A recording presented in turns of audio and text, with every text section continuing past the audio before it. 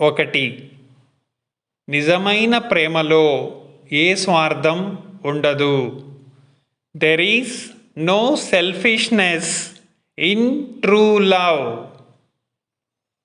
2. ఏదో ఆశించడం స్వార్థమే కానీ ప్రేమ కాదు. Expecting something is selfish but not love.